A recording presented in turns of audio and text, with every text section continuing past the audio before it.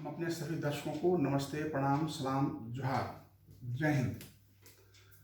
हम जो भी वीडियो बना रहे हैं, जो कि हमारा स्पेशल एजुकेशन विशेष शिक्षा में डिप्लोमा कोर्स चलती है, उन विद्यार्थियों के लिए, टीचर्स ट्रेनिंग लोगों के लिए मैं अपना वीडियो बनाता हूं। चूँकि डिफरेंट टाइप्स का हम उसमें मेथड से पढ़ाते हैं। लेक्चर हो गया, डेमोन्स्ट्रेशन हो गया, इसके बाद वीडियो हो गया। तो इसलिए कि जो जिसमें जो इंटरेस्ट लें उसमें वो पढ़ाई कर सकते हैं। Any who can cook, any how आप कुछ ज्ञान अर्जित करें, इसके लिए मैंने टीचिंग ऑफ डिफरेंट मेथड को मैंने अप्लाई किया है। उसी क्रम में लिटरेसी सेक्टर में जो दिव्यांगजन हैं, उनके माता पिता हैं, अभिभावक हैं, विशेष शिक्षक हैं या रेवोल्यूशन प्रोफेशनल हैं, उनके लिए बहुत ही उपयोगी है। और आज का मेरा टॉपिक है नेशनल ट्रस्ट एंटी एक्ट 1999। क्या है राष्ट्रीय न्यास? नेशनल ट्रस्ट एक्ट क्या है? राष्ट्रीय न्यास समाज न्याय अधिकारिता मंत्रालय भारत सरकार के अधीनस्थ एक संवैधानिक निकाय है जो अधिनियम 44 के तहत गठित और पूरे भारत में लागू है। अब इसमें एक शब्द आया है, वो टेक्निकल वर्ड है, शायद कितने लोग जानते होंगे, नहीं जानते होंगे, वो वैधानिक और संवैधानिक। मैंने कहा नेशनल ट्रस्ट जो है राष्ट्रीय न्यास, वो वैधानिक संवैधानिक है। फिर और कहीं कहीं आप देखते होंगे वैधानिक। क्या अंतर है वैधानिक और संवैधानिक में? संवैधानिक जो हमारा संविधान के द्वारा गठित है, जो संस्था, जो इंस्टीट्यूट जो हमारा संविधान के तहत गठित है, उसे हम संवैधानिक कहते हैं। वैधानिक जो हमारा अपने स्टेट लेवल या सेंट्रल लेवल के तहत से बनाया गया है, और उसमें क्या है कि उसमें कभी भी हम उसको तोड़ मरोड़ कर सकते हैं, उसमें ऐड कर सकते हैं, डिलीट कर सकते हैं, तो ये वैधानिक होता है। हम समझते हैं राष्ट्रीय न्यास क्या है, वैधानिक, संवैधानिक, आप सब समझ गए होंगे। अब क्या कार्य करती है नेशनल ट्रस्ट? तो इसका कार्य, दिव्यांगता बहुत बड़ा क्षेत्र है, बहुत विशाल और विस्तृत है। और विशाल और विस्तृत में जिस 4 प्रकार की दिव्यांगता की आज मैं चर्चा कर रहा हूँ, इनको शिक्षण प्रशिक्षण देना, ट्रेनिंग देना, अपने जीवन जीने के योग्य बनाना बहुत ही कठिन कार्य है।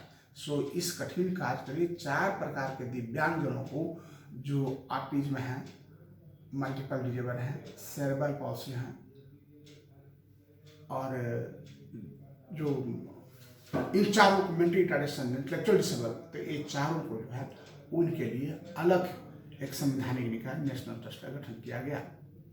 और ये 4 दिव्यांग जिनके बारे में मैंने बताया, ऑटिज्म, स्वाधीनता जो अपने आप में लीन रहता हो, सेरेब्रल पॉल्सी, प्रमस्तिष्काघात, मस्तिष्क पक्षाघात होता है उसमें, जिसमें डिफरेंट टाइप, इसमें भी बहुत सारे टाइप्स हैं ऑटिस्टिक में और आपका सेरेब्रल पॉल्सी में।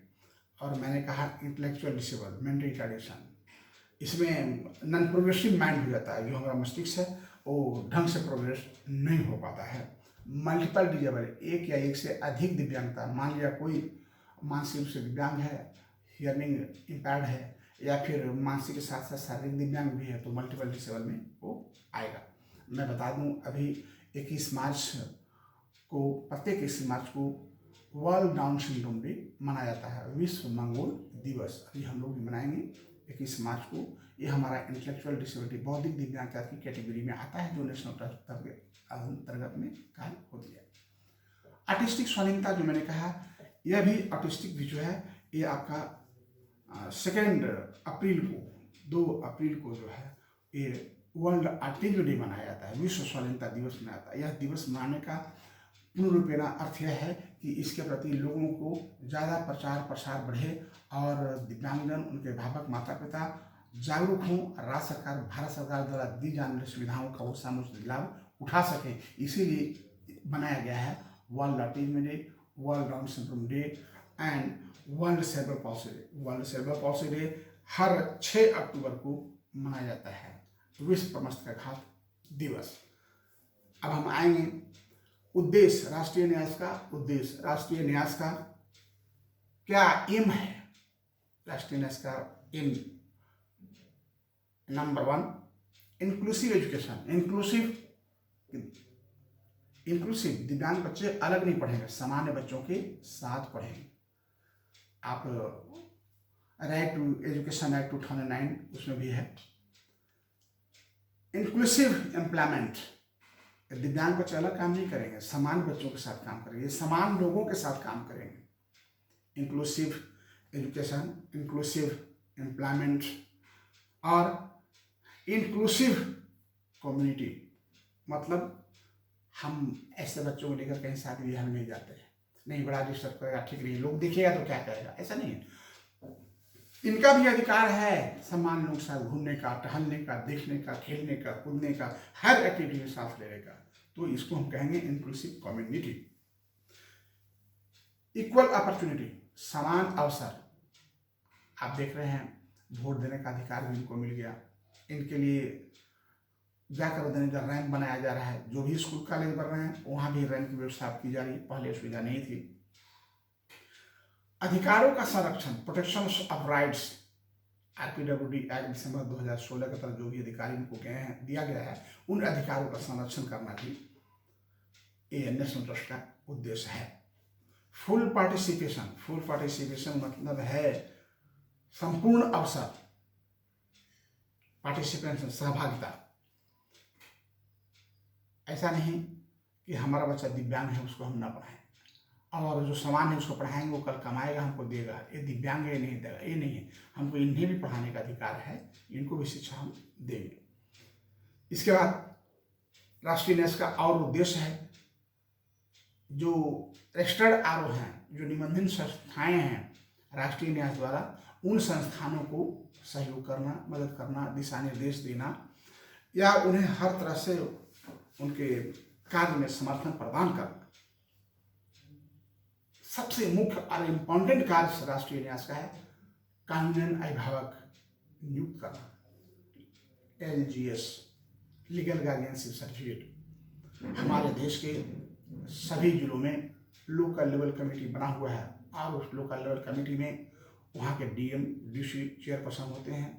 एक संस्थान राष्ट्रीय न्यास से जो निबंधित है वो यहाँ सदस्य होते हैं, और एक पर्सन भी डिसेबल्ड PWD मेंबर, दिव्यांगजन मेंबर एक होते हैं। 3 की कमेटी है जो लोकल कमेटी बना हुआ है, हर हमारे देश के सभी जिलों में है।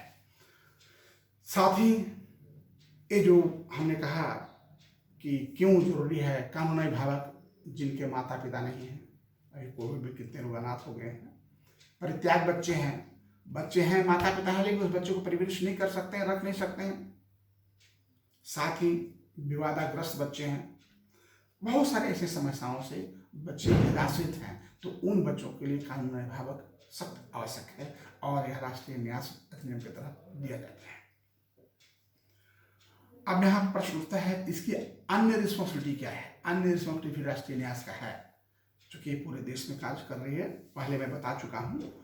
तो पहला उसका रिस्पॉन्सिबिलिटी है, जो NGO दिव्यांगता के क्षेत्र में काम कर रहे हैं, खासकर जो 4 क्षेत्र में बताया, autism, CP, multiple disability, intellectual disability, ये 4 क्षेत्र में जो काम कर रही संस्थाएं उनको निबंधित करना पहला काम राष्ट्रीय न्यास का अन्य रिस्पॉन्सिबिलिटी में आता है। दूसरा, स्टेट नोडल एजेंसी सेंटर, राज्य समन्वय समिति बनाना, जिसके सेक्रेटरी अध्यक्ष होते हैं, कमिश्नर, स्टेट लेवल कमिश्नर उसमें उपाध्यक्ष होते हैं, और 3-4 मेंबर लोग उसमें होते हैं, जो स्टेट में कार्य करती है 4 प्रकार के दिव्यांगता पर।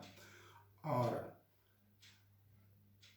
जो SLC, state level coordination committee, and her state में एक SNEC, स्टेट नोडल सेंटर, जो ऐसी संस्थानों को बनाया जाता है जो काफ़ी अनुभवी होता है, इस फील्ड के ज्ञानवान होते हैं, जानकारी रखते हैं, और उनको बनाया जाता है ताकि अपने लोकल लाइनिंग कर सके, अपने स्टेट में सभी जिलों से लोकल लाइनिंग करके, और दिव्यांग 4 प्रकार के दिव्यांगता की हर समस्याओं का समाधान कर सके। मैंने लोकल कमेटी की चर्चा मैं कर चुका हूँ, उस पर चर्चा करना नहीं है। लीगल गार्डियनशिप भी मैंने बता ही चुका हूँ। तो ये उसके अदर रिस्पॉन्सिबिलिटी में आते हैं, NGO को निबंधन करना, SNEC का गठन करना, स्टेट लेवल कोऑर्डिनेशन कमेटी बनाना, लोकल कमेटी को बनाना, और कानूनी अभिभावक को नियुक्त करना।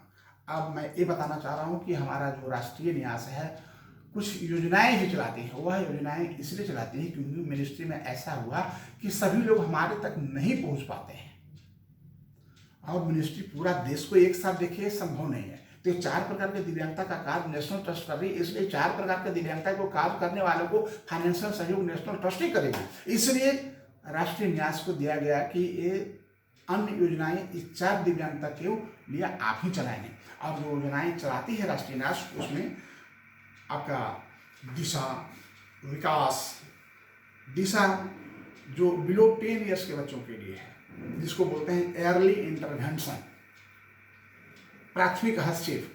अगर किसी बच्चे को प्राइमरी एज से सही ढंग से शिक्षण प्रशिक्षण दिया जाए तो सही विकास करता है।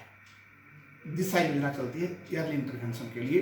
विकास डे केयर ट्रेनिंग सेंटर है, जिसमें एबव 10 ईयर्स के बच्चों को ट्रेनिंग दिया जाता है।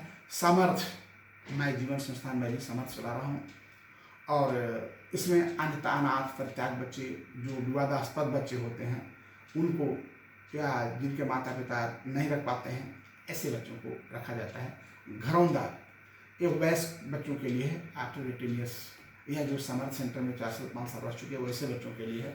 निराम्या है कि हेल्थ इंश्योरेंस है। अब देखिए हेल्थ इंश्योरेंस में क्या है कि एक निराम्या हेल्थ इंश्योरेंस है नेशनल ट्रस्ट की, जो हेल्थ इंश्योरेंस आप नहीं भी हॉस्पिटल में भर्ती होते हैं, लोकल कोई डॉक्टर प्रिस्क्रिप्शन बनाते हैं, दवा लेते हैं, उसकी स्लिप होती है, तो सरकार आपको उस पर पैसा भुगतान 1 लाख रुपये तक करती है छोटे छोटे इलाजों में।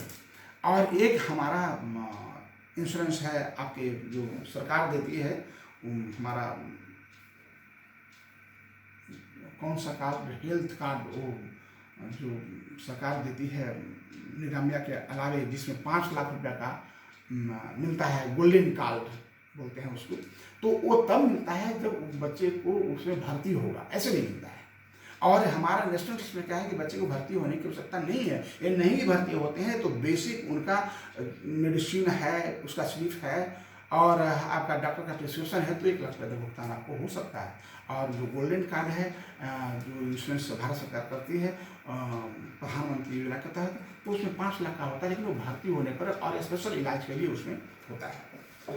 उसके बाद सहयोगी ऐसे बच्चों के लिए है जो सीरियस बच्चे हैं और उनको देख रेख के लिए एक केयर टेकर चाहिए, तो उनको एक प्रशिक्षण दिया जाता है। ज्ञान प्रभा, ये आपका जो बच्चे पढ़ाई लिखाई कर सकते हैं 10th, उनके लिए जो है आपका एक स्कॉलरशिप योजना है।